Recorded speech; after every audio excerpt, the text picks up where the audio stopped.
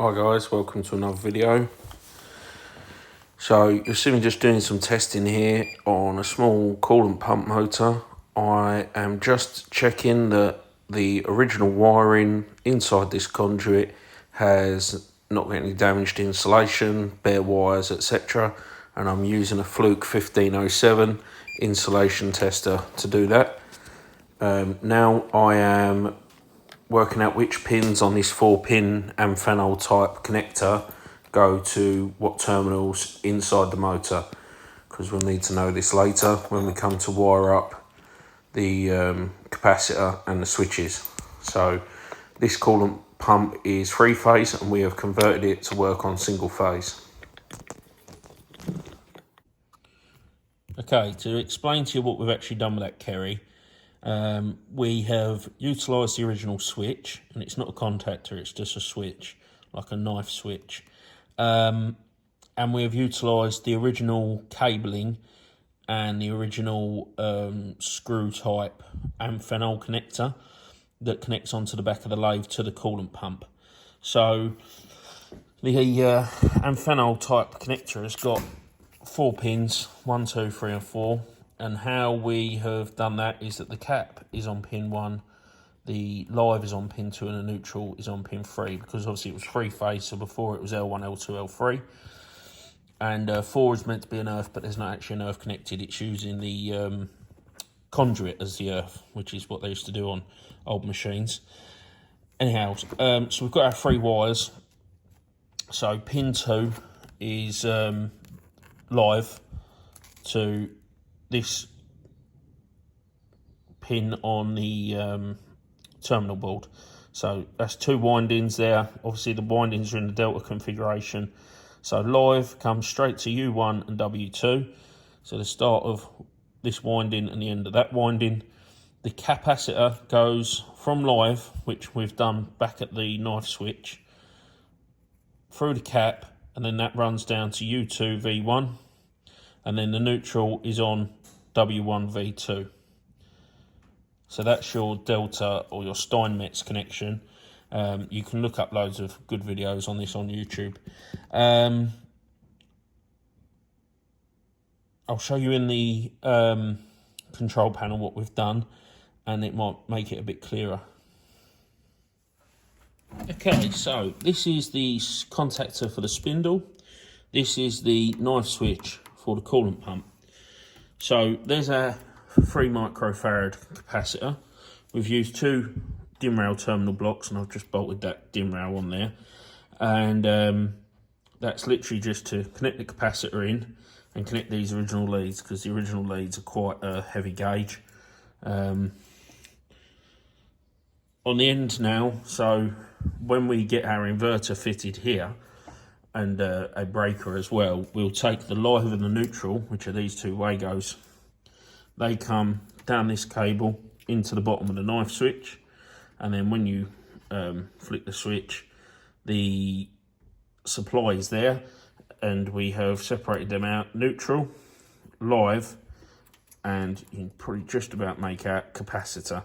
So the cap comes with the live off of the same terminal block inside the knife switch, down to here, through the cap, and then back down the original wiring to that pin number 1. So once we get the VFD bolted here in between, and the new control panel with your speed control and direction switch, that will be tied in. I'll just show you what we've got in here. So that there is the sort of 4-pin Amphenol connector on the back of the machine. So you can see now what pin 1, 2, 3 and 4 refer to. So pin 1 is the cap, top pin 2 is live, and the one there is neutral. And the reason that one's live is because that's marked with some yellow tape. And it was also marked with yellow tape on the male side, on the other side of the machine. So it was easy just to carry on using pin 2 as the live. The next job for us is to remove this contactor here, which is 4 bolts, remove the wiring, and then we need to find out how we're going to do forwards and reverse, because there is a Dewhurst switch on the top of this machine, which is in kind of a useful position. Probably easier than bending down and operating a rotary switch on the front of this door here. So we might use that Dewhurst switch for direction control for the VFD. These are BSF, these bolts. So we're going to need a 22mm green switch, NO, a 22mm red switch, NC. We're going to need a 22mm switch over switch, or we'll use the Dewhurst switch on top of the machine for direction control. And we're going to need a 22mm cutout for a potentiometer. I'm not sure what size yet, probably 10k. Oh, there's some loose nuts in there. Right, so we've got this hole now over to the plasma.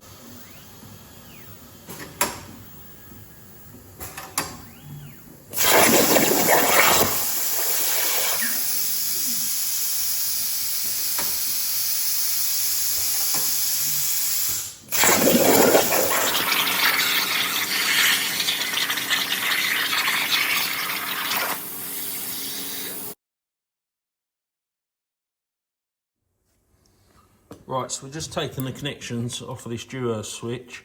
So a Dewhurst switch is a reversing switch for a three-phase motor. I suppose a single-phase motor as well if it is swapping the winding the cap starts on. So we need to take this off because in the future when we put the VFD on, all this Dewhurst switch is going to do is tell two contacts on the two inputs on the VFD what direction we want the motor to run, and the VFD will be wired directly to the motor, and the VFD will do the reversing. We won't be changing the phases at this switch. So we've just got to take this out. Now, the other wire should go to the opposite side, which can be a bit more difficult to get off. So I think we might have to remove the switch. So we should be able to find a set of contacts on here that are open one way and close the other, and then swap over for our VFD, because that'll just be looking for a 10 volt signal or something like that, 5 volt signal coming back, and that'll tell it what the run direction is.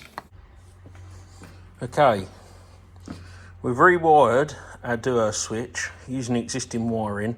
We've just added some new shrink sleeving because the old rubber sleeve was deteriorated.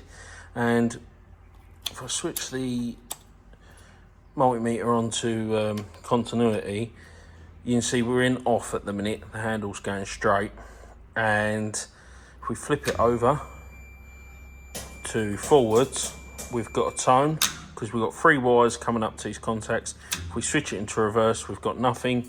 So we've got 1 common wire coming up and 2 normally open wires. And obviously it's a 3-position switch. If I swap the black over now to the other wire, reverse will now tone and forwards does not. So that's working how we want. We can put the cover back on this. We've had to use some flange sealant on the screws and the back plate here because whoever installed this actually drilled right into the headstock.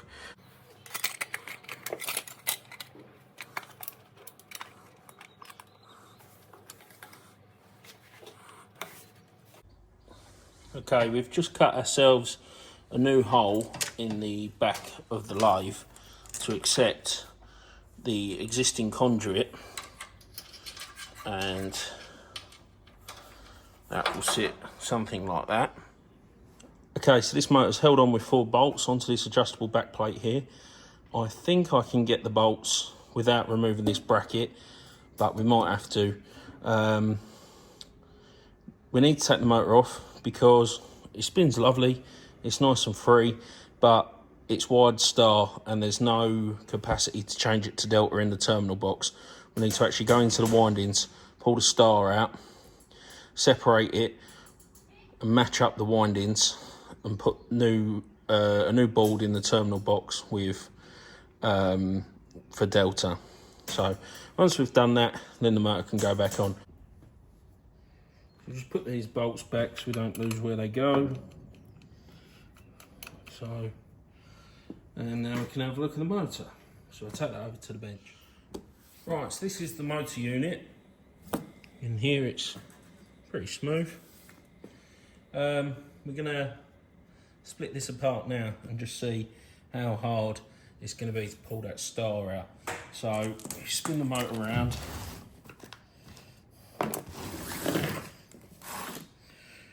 See, it was from May & Baker, this machine, the chemical company. Let's have a look in here and see what the coup is, because it doesn't have a delta rating on the data plate. So this is a Newman motor. Get that out. No, the star's inside the machine. The star is back inside the motor, so we're going to have to take the end plate off, the bell housing, as it were, and sort that out. Let's try and get this epoxy screw back in, not lose any screws, because these are all going to be, what do you call them? What do you call these? BA or BSF, probably BA being electrical. So we wind them all the way in so they don't fall out on our travels. So these are RST or UVW, whatever you want to call them. L1, L2, L3. So we take them off.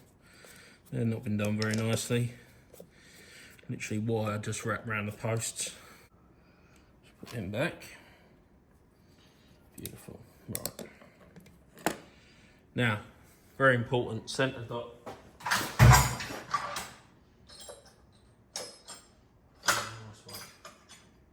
That's a nice one.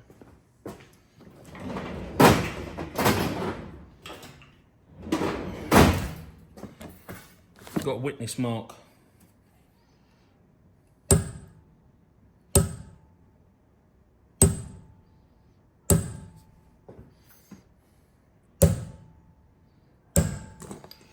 Where your motor comes apart from.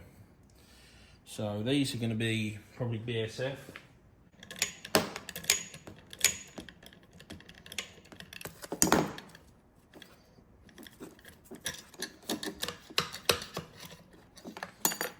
Last stud. Okay.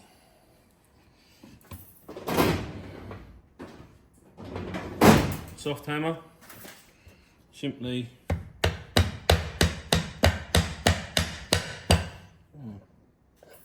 the only thing you have to check is they're not a captive bearing, but these are not. This paint, again, like the rest of the lathe, very flaky because they put oil on it. Well, that's a nice looking motor in there.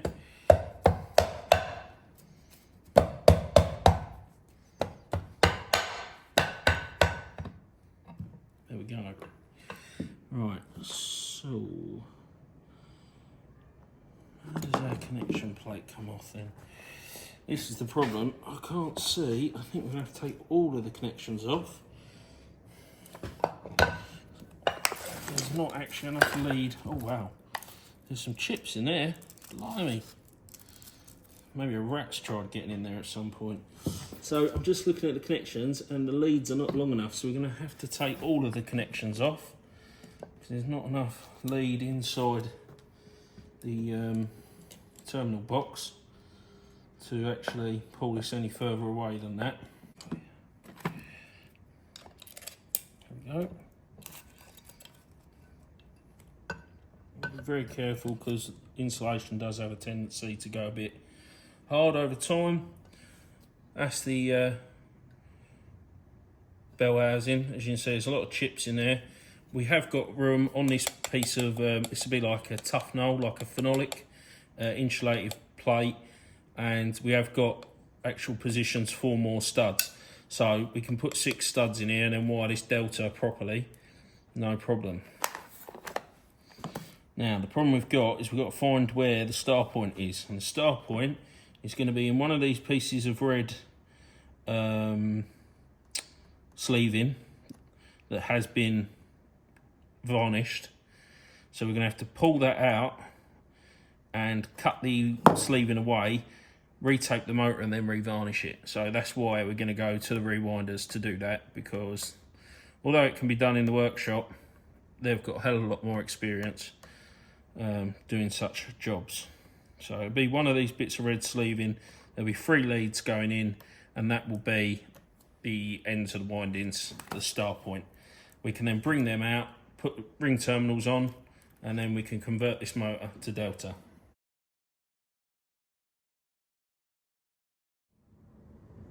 Right, so I've been having a bit of a think. So we've got this Newman motor here, 1 horsepower, 1400 RPM, I believe. Yeah, 1425. We've got to cut the windings apart to pull the start point out. So that's going to be some work involved in that. On the other hand, I've got 1.5 horsepower Brooks motor here. It's got some chips in the fan cover, but it works perfectly and is of a similar age to the Lathe anyway, because this one come off my Harrison. So it's another 0.5 horsepower, and it can be wired delta from standard, and I'll show you that now quickly. Them 3 wires there come into this common terminal, this common post. That is your start point. These 3 red wires here are U, V and W, or UVW, whatever way you want to do it. Let's see what numbers they've given. Now they've just given them, that one says A1. I don't want to move them about too much. B1, that must be C1. So they've numbered them A, B, C for the windings. But that is the start point. That's the end of the windings. And this is A, B, C, the start of the windings. So to convert this to delta, all we do is we take that winding over to here, 1 to there and 1 to there. Simple as that. So that's a very good possibility. The problem with this is I will have to machine the pulley to fit this larger shaft, because this motor is a bit more powerful. The shaft goes up from 3/4 of an inch. I'm thinking this shaft is probably 24 mil. I can have a measure. It is indeed. It's 24 mil. So we'd have to bore the flat pulley, which now you can't see.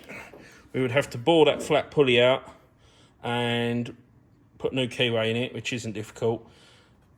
And then we could fit that to this. The only thing we need to check is obviously the shaft on that is a fair bit longer than the shaft on this. The shaft on that must be 61 mil long from the face of the motor, and the shaft on this, just roughly, isn't going to be perfect, is 51. So there's a difference in 10 mil on the shaft. I don't think it's going to matter, because if you look at that, that's the grub screw to hold that flat pulley on the shaft. That's roughly in the middle of the pulley. So I think we'll get away with it. This is a stronger shaft anyway, being bigger. We'll have to give that a polish up, because that has sat in the storage shed for some time. But that could be a very good contender. I'm going to check with the customer now and just check that he's happy for us to do that, because that will be a more powerful motor for him, same speed, and it's less work for us. We don't have to take the motor off site to sort the windings out. We can just bore that tomorrow, put a keyway in it and fit it to this piece of piss.